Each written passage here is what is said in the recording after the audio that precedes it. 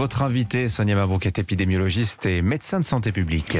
Bienvenue sur Europe 1 et bonjour Alice Desbioles. Bonjour. Merci d'être là. Dimitri vient de le préciser, médecin de santé publique, épidémiologiste. Et puis vous ajoutez, je voudrais le préciser d'emblée, avant de démarrer notre entretien, sur votre profil de vos comptes sur les réseaux sociaux, pas de conflit d'intérêts.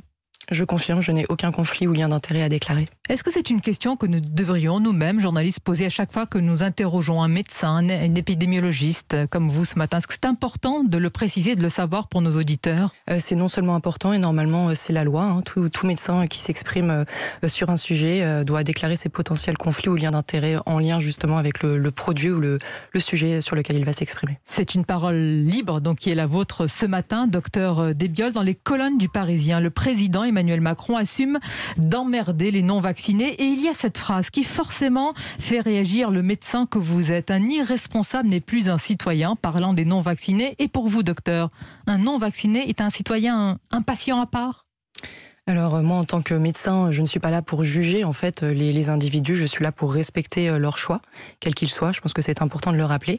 Et je pense aussi qu'il est plus qu'urgent d'arrêter de chercher des coupables en fait dans cette crise, d'arrêter de chercher des coupables entre les citoyens. Au début c'était ceux qui ne respectaient pas le confinement, ensuite ça a été ceux qui ne respectaient pas les gestes barrières ou qui portaient mal le masque, ensuite ça a été les enfants, maintenant ce sont les non-vaccinés, je pense que demain ce seront les enfants non-vaccinés.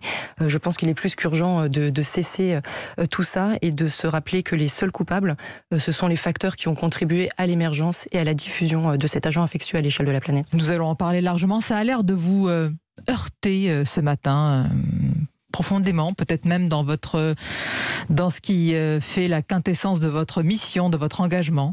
Effectivement, je pense que là, de plus en plus, en fait, on bascule la médecine et la santé publique dans le domaine de la morale.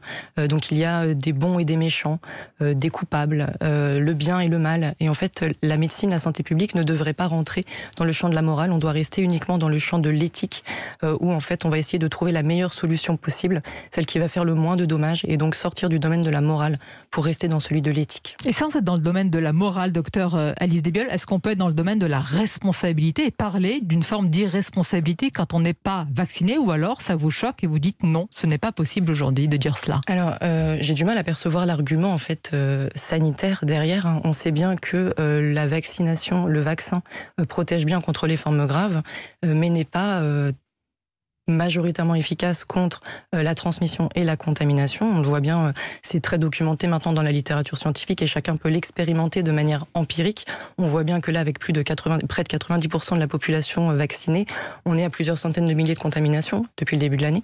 Donc je pense qu'il faut encore une fois arrêter d'être dans cette stigmatisation et respecter les choix des individus. Le consentement est une notion très forte en médecine. Très important, le consentement. Il y a des discours qui pointent malgré tout la responsabilité des non-vaccinés. Certains disent même que les non-vaccinés doivent assumer leur choix jusqu'au bout et dire s'ils souhaitent être réanimés ou pas en cas de graves complications. C'était notamment en tout cas un débat proposé par le professeur Grimaldi. Que ce débat se tienne ou se pose, qu'en pensez-vous? Alors ça, c'est la question des directives anticipées et je trouve ça très bien. D'ailleurs, on recommande à toute personne de faire ces directives anticipées pour savoir si ou non... Si oui ou non une personne souhaiterait être réanimée en cas d'accident. Voilà, donc je pense que oui, c'est une très bonne chose que chacun fasse ses directives anticipées. C'est pas une question de statut vaccinal. De votre point de vue, docteur Alice Desbioles, à quoi sert le pass vaccinal? Est-ce que c'est la bonne stratégie aujourd'hui? Alors, c'est une bonne question. Je ne suis pas certaine de son efficacité. Encore une fois, la vaccination, on va dire, de masse de l'ensemble de la population, des rappels systématiques à l'aveugle et itératifs, ne sont pas la stratégie recommandée notamment par l'OMS. Le directeur de l'OMS, en fin d'année dernière, l'a encore rappelé. Ce ne sont pas les coups de rappel itératifs en population générale qui vont faire que les pays vont se sortir de cette pandémie. Donc encore une fois, le plus important, c'est de cibler la vaccination sur les personnes à risque, puisque là, il est bien documenté que le vaccin protège les personnes à risque des formes graves. Par contre, on l'a bien vu, il ne limite pas forcément la transmission et la contamination. Donc encore une fois, l'utilité, on va dire, médicale, épidémiologique et sanitaire de ce pass vaccinal est plus que discutable à mes yeux. Outre les aspects aussi éthiques, démocratiques, qui, à mon sens, devraient aussi rentrer dans la balance. On comprend l'argument scientifique que vous présentez santé. Moi, je ne veux pas vous poser de questions qu'on n'a pas à vous poser ou indiscrètes, mais vous ne faites pas, par exemple, et je ne fais pas partie de cette population cible, ça veut dire qu'on aurait pu ne pas être vacciné. Je ne sais pas si c'est votre cas. Alors, mais c'est-à-dire, c'est ce que vous vaccinée, supposez. Mais je pense effectivement, et c'est quand même, il y a un consensus assez fort sur ça, qu'effectivement la vaccination ciblée sur les personnes à risque et les personnes à leur contact, notamment les soignants, dans le respect des consentements des individus, le consentement libre et éclairé est très important dans cette affaire, mais effectivement le plus logique et le moins coûteux à tous les plans, sanitaires, économiques, démocratiques, serait de cibler la protection vers les personnes à risque et les personnes à leur contact dans le respect du consentement des individus. Nous allons aller plus loin, docteur Alice Desbiel, dans cet entretien, à la question de savoir, et c'est très important, si c'est la dernière vague ou la dernière épidémie avant la prochaine, vous développez une thèse singulière, appuyée évidemment sur une littérature scientifique. Selon vous, nous sommes condamnés à vivre avec ou à côté de ces épidémies infectieuses. Et vous proposez un changement total de paradigme. D'abord, dites-nous, est-ce qu'on est entré dans l'ère des épidémies, des pandémies ? Effectivement, donc ça c'est un rapport de l'IPBES, qui est la plateforme intergouvernementale scientifique et politique sur la biodiversité et les services écosystémiques, qui a publié en fait fin 2020 un rapport qui s'appelle « Échapper à l'ère des pandémies ». Tout simplement, puisque là c'est important de le rappeler, on est vraiment rentré dans l'ère des pandémies. On peut parler d'épidémie, de pandémie, dont le coronavirus, en fait le SARS-CoV-2, n'est qu'un avant-goût, et il est important de rappeler que depuis 1918, depuis la grippe espagnole, on a connu plusieurs pandémies successives, le MERS, le SARS, le VIH, maintenant le SARS-CoV-2. Et donc effectivement, nous sommes rentrés dans ce que l'on peut appeler l'ère des pandémies. Et les experts de l'IPBES insistent sur la nécessité de s'attaquer aux facteurs de risque d'émergence. Mais quels sont ces facteurs ? Alors ce sont essentiellement les activités humaines destructrices que sont la déforestation, le commerce des animaux sauvages, l'érosion et la destruction de la biodiversité, puisqu'une biodiversité riche et variée protège les humains du risque de pandémie, tout simplement par ce que l'on appelle l'effet dilution, qui fait que les agents pathogènes vont être dilués dans une très grande quantité, avec une grande variabilité génétique. Donc ça protège en fait les humains du risque d'émergence. Et derrière, un autre facteur de risque aussi majeur de pandémie, c'est l'élevage industriel, qui lui va jouer un rôle en fait d'amplificateur de l'agent pathogène, tout simplement parce que les animaux qui sont dans ces fermes industrielles sont en fait des clones au niveau génétique. Et donc, dès que vous avez un agent infectieux qui trouve la clé pour contaminer un individu, il va contaminer le reste de l'élevage.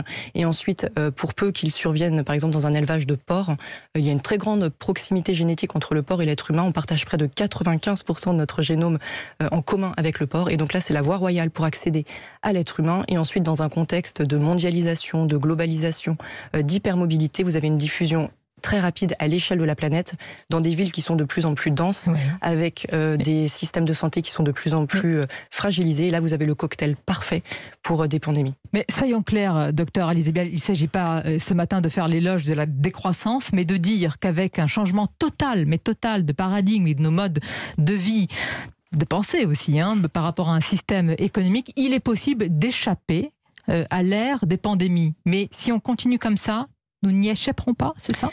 En tout cas, c'est ce que dit, c'est vraiment la conclusion de ce rapport de l'IPBES. Et il y a quand même, c'est bien connu qu'on entre vraiment dans une ère de pandémie. Je précise que l'impact économique actuel des pandémies est 100 fois supérieur au coût estimé de leur prévention. Ça, c'est la conclusion aussi de l'IPBES. Et l'OMS tient en fait une liste depuis 2018. C'est la liste Blueprint de l'OMS que l'on peut trouver sur Internet et qui fait en fait le listing de toutes les pathologies émergentes qu'il convient de surveiller de par leur fort potentiel pandémique. Dedans, bien sûr, il y a la Covid maintenant, il y a Ebola, Marburg, Zika, et il y a ce que l'on appelle la maladie X, qui est donc une maladie encore inconnue, mais que l'OMS pointe comme étant une maladie qui un jour très probablement émergera, qui sera potentiellement très grave, avec un potentiel pandémique majeur. Mais on peut ne pas être fataliste et ne pas se résigner à l'impuissance ce matin. Il y a une manière d'échapper à cette ère des pandémies par ce que vous dites, et un changement profond de paradigme et d'habitude. Docteur Alice Desbiel, il y a aussi ce que nous vivons actuellement, le variant Omicron qui circule tellement, il y a tant de contaminations, plus de 271 000 cas confirmés en 24 heures. Que veut dire encore ces chiffres de contamination publiés régulièrement ? Est-ce qu'ils ont un sens ? Que traduisent-ils ? Merci de poser la question, parce que quand en fait on suit une pandémie ou même une politique de santé publique publique, c'est très important de se poser la question des indicateurs pertinents.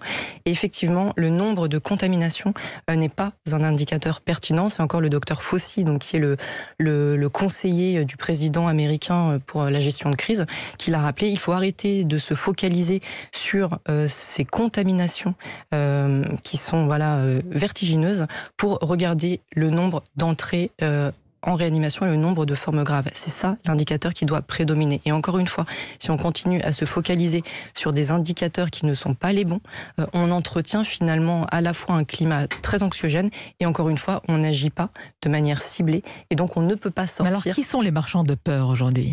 Alors là, écoutez... Il y en a certains dans votre profession également. Certainement. Après, moi, je ne suis pas là pour faire de la délation ou quoi. Je pense qu'il y a une responsabilité effectivement scientifique, politique.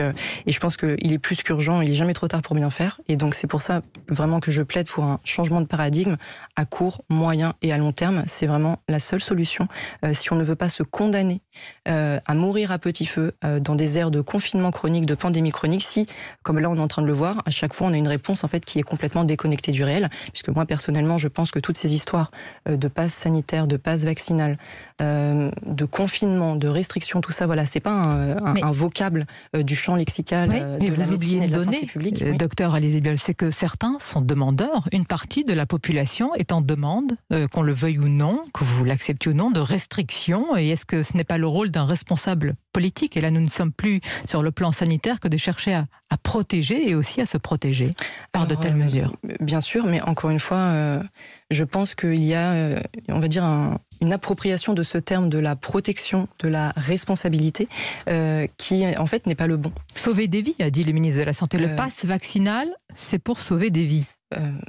Non, personne n'a envie. Moi, je suis médecin, je suis bien sûr la première à vouloir sauver des vies et à ne pas vouloir dégrader la santé des individus, mais je pense qu'il faut, encore une fois, évaluer aussi les politiques publiques, évaluer les dispositifs qui sont mis en place. Et je suis désolée, mais si les mesures que l'on propose font, au final, si on regarde les choses dans leur globalité, plus de dommages que de bien, je ne suis pas sûre que ce soit forcément la bonne solution. On parlait d'indicateurs tout à l'heure. Il y a les indicateurs qui sont liés au Covid et qui sont importants bien sûr de suivre, notamment le nombre de formes graves, bien sûr, mais il y a aussi tous les autres indicateurs, notamment sanitaires, que ce soit la santé mentale, que ce soit la santé des enfants. Est-ce que la santé aujourd'hui, c'est simplement éviter le Covid ? Je vais vous poser une question qui va paraître trop simple, mais qu'est-ce qu'être en bonne santé ? Qu'est-ce que la santé ? C'est une très bonne question et on aurait dû peut-être se la poser un petit peu plus tôt, mais je vais vous donner la définition de l'OMS, c'est pas ma définition, c'est la définition de l'OMS. La santé est un état de complet bien-être physique, mental et social et ne se résume pas à l'absence de maladie ou à l'absence d'infirmité. Donc on ne peut pas réduire la santé aux seuls indicateurs Covid ou à la seule absence de Covid. Et c'est pour cela que pour faire un bon monitoring de cette gestion de crise, il est important d'avoir des indicateurs Covid, mais qui soient mis en balance avec d'autres indicateurs sanitaires, la santé mentale, la santé des enfants, qui est malheureusement ravagée, dégradée. Vous tirez la sonnette d'alarme. Vous dites on parle beaucoup à raison des services de réanimation, mais il y a aussi la pédopsychiatrie où il y a parfois des mois d'attente pour des enfants en très très grande fragilité et on en parle extrêmement peu. Bien sûr. La réanimation n'a pas le monopole du manque de lits. La réanimation n'a pas le monopole. Vous allez faire beaucoup réagir en disant cela. Du manque de soignants et la réanimation n'a pas le monopole de la souffrance, malheureusement. Quand je dis ça, je ne suis pas du tout en train de minimiser l'impact et les tragédies liées à la Covid-19, loin s'en faut. Je veux juste rappeler que la santé est quelque chose de beaucoup plus global et que la souffrance et le désespoir sont partagés par une très grande partie de la population, pas tant du fait de la Covid-19, mais du fait de cette gestion de crise, des confinements, des fermetures d'écoles, de la pauvreté, de la précarité qui explose en France, des inégalités qui explosent en France. Et c'est cela aussi qui devrait, aux côtés des indicateurs Covid, être pris en compte et être mis dans la balance. C'est juste une question d'équilibre. C'est tout l'équilibre. Merci beaucoup, docteur Alizé Biols, épidémiologiste, médecin de santé publique et pas de conflit d'intérêts. C'est une leçon importante et il s'agit de le demander. Peut-être nous le ferons régulièrement désormais en recevant médecins épidémiologistes à ce micro. Je pense que c'est un bon réflexe à prendre, effectivement. Je vous remercie. Merci à vous.